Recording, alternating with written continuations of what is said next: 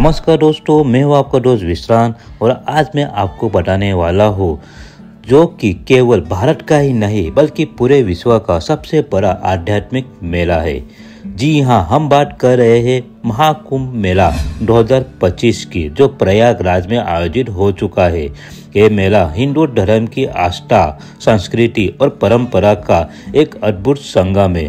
तो चले दोस्तों, आज की वीडियो में हम जानेंगे कुंभ मेला के महत्व, इसकी खासियत और यहाँ कैसे पहुँचते हैं तथा यहाँ ठहरने की व्यवस्था के बारे में। तो कुंभ मेला भारत की धार्मिक और आध्यात्मिक विरासत का एक प्रतीक है। इसका उल्लेख हिंदू पौराणिक कथाओं में और कई प्राचीन वेदों में मिलता है। ऐसा कहा जाता है कि समुद्र मंथन के दौरान देवता और राक्षसों के बीच अमृत कलश को लेकर हुए संघर्ष के समय अमृत की कुछ बूंदें हरिद्वार, प्रयागराज, उज्जैन और नासिक में गिरी थी, जिस वजह से इन्हीं 4 स्थानों पर कुंभ मेला का आयोजन होता है। कुंभ मेला जब प्रयागराज में लगता है तो यह विशेष ज्योतिषी गणनाओं और ग्रहों की स्थिति के आधार पर निर्धारित किया जाता है।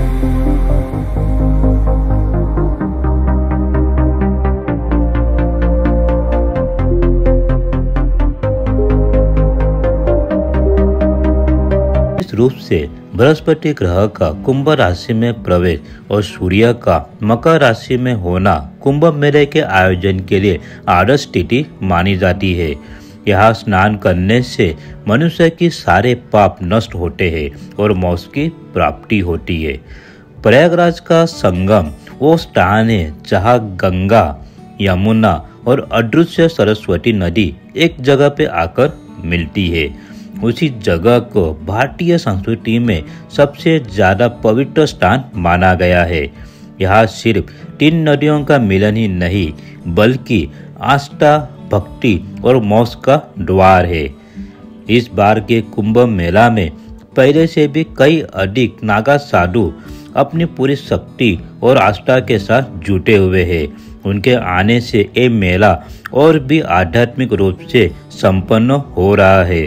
लाखों श्रद्धालु इन साधुओं के दर्शन करने के लिए दूर दूर से प्रयागराज पहुंच रहे हैं। नागा साधु केवल अपने आचार व्यवहार से नहीं बल्कि अपनी विशेष अंदाज और साधना के तरीकों से भी लोगों को आकर्षित कर रहे हैं।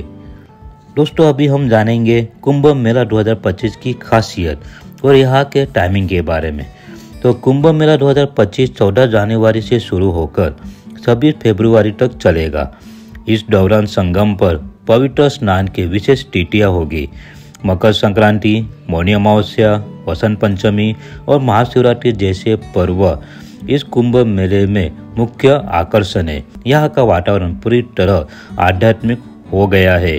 श्रद्धालु पवित्र स्नान करने आ रहे हैं। साधु संत अपने ज्ञान और प्रवचन से लोगों को मार्गदर्शन दे रहे हैं और अखाड़ों के शोभा यात्राओं से सभी श्रद्धालु अपने मन मोह ले रहे हैं। संगम पर किया गया हर स्नान और हर प्रार्थना आपको न केवल आध्यात्मिक शांति देता है बल्कि देवलोक से आने वाले देवताओं के साक्षात अपनी आत्माओं से मिलन करवा रहे हैं। अभी हम जानेंगे कुंभ मेला 2025 प्रयागराज में कैसे पहुंचना है और यहाँ क्या क्या व्यवस्थाएं उपलब्ध है। अगर आप भारत की किसी भी कोने से यहाँ पहुँचना चाहते हैं तो आपके सामने 3 विकल्प है: सड़क मार्ग, हवाई मार्ग और रेल मार्ग। सबसे पहले हम जानेंगे हवाई मार्ग के बारे में। अगर आप जल्दी में प्रयागराज पहुँचना चाहते हैं तो हवाई यात्रा सबसे सुविधाजनक तरीका होगा। प्रयागराज का भमरौली एयरपोर्ट शहर का केंद्र से लगभग 12 किलोमीटर दूरी पे है और यहाँ से आप टैक्सी और ऑटो के जरिए संगम घाट तक आसानी से पहुंच सकते हैं। दिल्ली, मुंबई, कोलकाता और अन्य बड़े बड़े शहरों से प्रयागराज के फ्लाइट तक जाने के लिए बहुत सारे ऑप्शन अवेलेबल है। लेकिन ध्यान रखें कि कुंभ मेला के दौरान एयरपोर्ट पे भारी भीड़ होगी। आपको शायद टिकट भी नहीं मिल सकती है, तो आपको एडवांस में बुकिंग करना पड़ेगा। उसका प्राइस लगभग 6,000 से लेकर 8,000 रुपया हो सकता है अपने अपने शहर के हिसाब से। दूसरा ऑप्शन है रेल मार्ग। अगर आपको प्रयागराज आना है तो यहाँ का सबसे नज़दीक स्टेशन है प्रयागराज जंक्शन, जो कि लगभग संगम घाट के नज़दीक है। यहाँ से आप आसानी से टैक्सी और बस द्वारा संगम घाट तक पहुँच सकते हैं।